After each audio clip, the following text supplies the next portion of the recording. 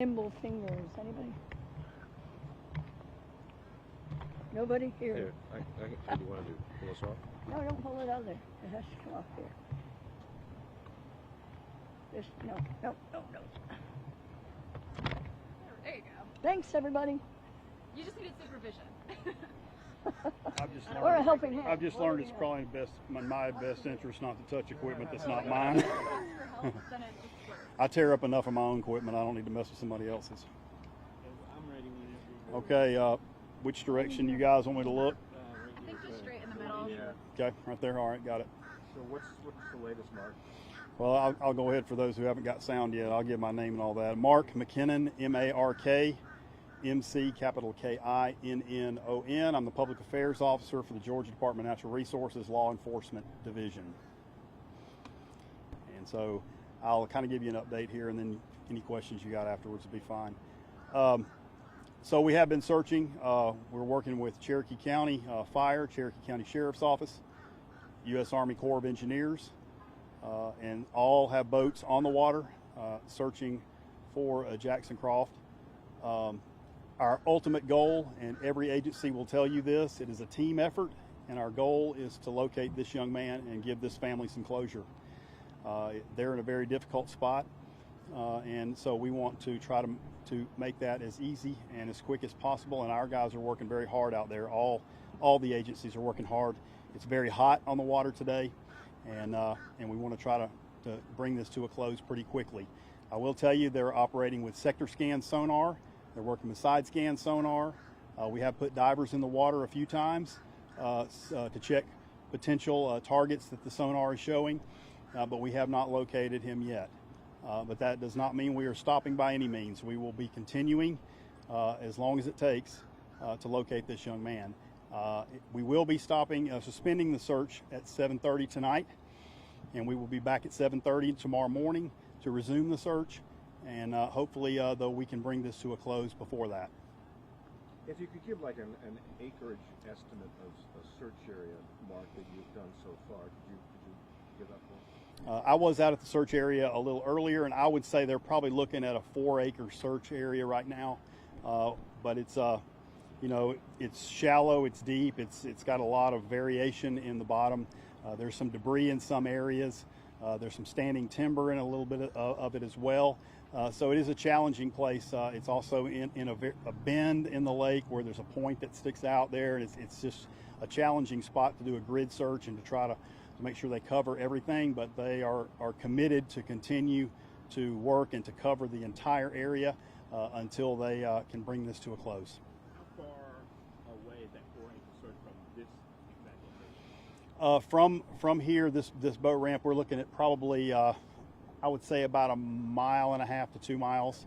Yes, that direction. When you guys recovered the boat, is there anything to indicate that it could be a wreck or anything like that? You can share? I don't have any information on the boat itself. I know the boat was recovered, but I don't have any information I don't know that the investigators or anybody has had a chance to go over the boat and look at it that closely yet. That will be coming, but as of now, I don't have any information on the condition of the boat. Was the boat owned by the team? By Jackson? I don't know who the official owner of the boat was, but the team was the only one operating the boat, and he was the only one in the boat. You had noted in your last statement that people should let people know where you're going, your path, a vest. Did any of that apply in this situation? Did you have a vest? Did you let people know where he's supposed to be? Well, we don't know the answer to that in this particular situation. I'm just saying that as a general rule, people need to have a float plan. If you're going out on the lake, let somebody know you're going and what time you expect to be back and where you're going. Wear a life jacket. People say, well, I'm old enough, I don't really have to. I'm over 13, I don't have to wear my life jacket. That's technically under the law, that is true. But the likelihood of you being able to get a hold of that life jacket if you're in an incident is about as likely as you buckling your seatbelt if you're in a car wreck while the car wreck is going on. It's not going to happen. So the best thing to do is just to wear that life jacket. Another thing you can do, and I don't know if this was the case at all, but there's something called a kill switch that you should wear, which basically means if you're tossed out of the boat, it will kill the engine on that boat. This boat was running and in circles. Now, it's possible that he did have a kill switch on and it somehow malfunctioned. But it is very important that you have those things in place, and that will make your chances much better if something does occur where there is an incident. We don't know how much experience he had with boating, do we? And no, I don't know anything about his experience in boating. Is this officially a recovery effort? Is it still considered potentially a rescue? We believe that we are in a recovery mode at this time. We believe that we are in the correct area to be searching for him. Obviously, the family is asking for a lot of privacy, and you can understand why. Can you give us a sense of just how they're coping with all of this? Well, you know, I've worked a number of these events, and none of them are easy for anyone. And the family is under particularly a lot of stress, and that is to be expected. I know if it were my family, I would be too.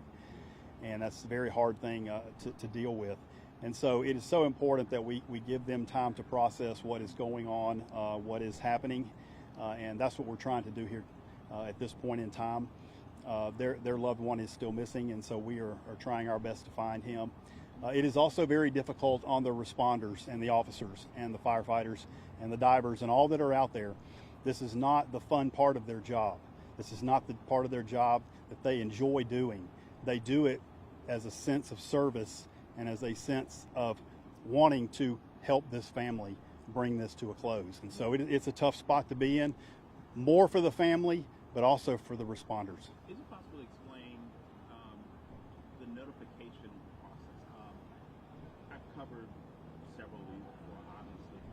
It's somewhat unusual to have as many family members and friends at a particular location like this. Can you explain how that process is done? Well, notifications are done very differently by different agencies. They all have their own particular policies on that sort of thing. Typically, with DNR, our goal initially in an incident is to notify immediate family. So whoever the immediate family is of the individual who is missing or who has been in sort of incident, we notify the immediate family. However, you know, a lot of families will very quickly notify a lot of other family and friends and all, because they have that support around them, and that's a good thing for them to have that support. So I can't really answer that for all agencies, but for DNR, we look for the immediate family and try to get them on board as quickly as we can so they know what is happening every step of the way. How many, I was going to ask you, do you know the total number of hours, Mark, that you've been searching since yesterday? I don't have man hours at this time. We're so focused, we're not looking at any numbers right now. We're so focused on just trying to find this young man. But you were out searching, you started at 5:30 last night, you went to what, 8:30?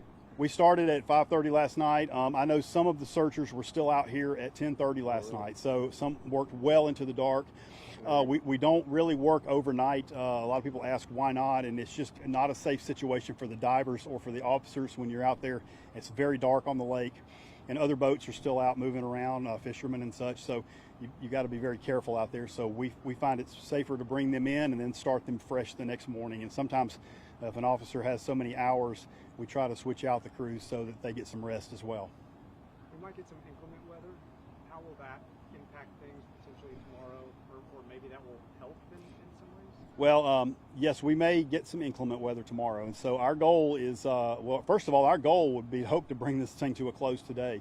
But if we cannot, we want to be out here first thing, 7:30 in the morning, and try to get the search going as quickly as possible so we can get as much time as we can.